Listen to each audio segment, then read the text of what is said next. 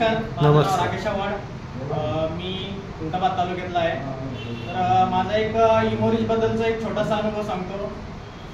इमोरिज जे आहे तर हे माझ्या वाईफला दिलं होतं मी. तर माझी ट्रीटमेंट इथं संभाजीनगरलाच चालू होती वाईफची. तर माऊली हॉस्पिटल सर्वांना माहीतच असेल, इथं बाळांसाठी म्हणजे फेमस आहे.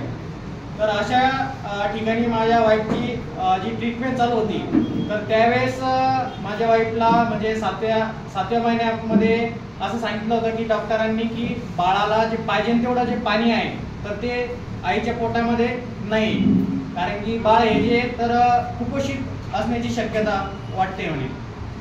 त्याच्यानंतर मी काय केलं, त्या मॅडमला थोडंसं रिक्वेस्ट केली आणि आपली इमोरिजची बॉटल जी आहे तर ही त्यांना दाखवली. तर मॅडमला म्हटलं की मी ही इमोरिजची बॉटल या ट्रीटमेंटसोबत चालू करू शकतो का. तर त्या मॅडमनी मला म्हणजे सरळ नकार दिला होता. द्यायची असेल तर तुम्ही तुमच्या जिम्मेदारी द्या म्हणे, माझ्यावर काही आणू नका म्हणे. बरं ठीक आहे म्हटलं. त्याच्यानंतर मी घरी आल्याच्यानंतर 2 ते 3 दिवस विचार केला. जर मॅडमनीच आपल्याला जर असं सांगितलं म्हटलं तर आपण एवढी रिस्क घ्यायला पाहिजे का. तरी मी 5व्या-6व्या दिवशी विचार करून ती इमोरिजची बॉटल जी आहे तर ही वाईफला चालू करून दिली. त्याच्यानंतर 1 ते 1.5 महिन्यानंतर म्हणजे 8व्या महिन्यामध्ये माझ्या वाईफला पुन्हा हॉस्पिटलमध्ये ट्रीटमेंटसाठी घेऊन आलो होतो. तर त्यावेळेस असं सांगितलं होतं की ज्यावेळेस हॉस्पिटलमध्ये गेलो तर त्यावेळेस म्हणजे सांगितलं की सिझर करावंच लागेल आपल्याला, कारण की बाळाची जी पाण्याची क्षमता आहे पाहिजे तेवढी पुरत नव्हती. तर त्या ठिकाणी माझ्या वाईफचं सिझर झालं होतं. तर सिझर झाल्यानंतर माझ्या वाईफसोबतच एक पेशंट होता आणखी, त्याचंही सिझर झालं होतं.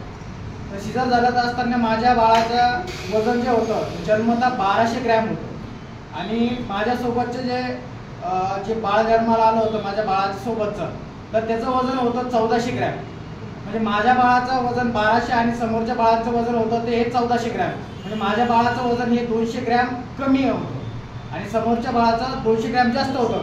परंतु 2 तासानंतर जे समोरचं बाळ जे होतं 1400 ग्रॅमचं तर ते एक्सपायर झालं आणि माझं बाळ जे होतं ते म्हणजे आहे आणि सुखरूप आहे. आज जे आहे ते सुखरूप आहे.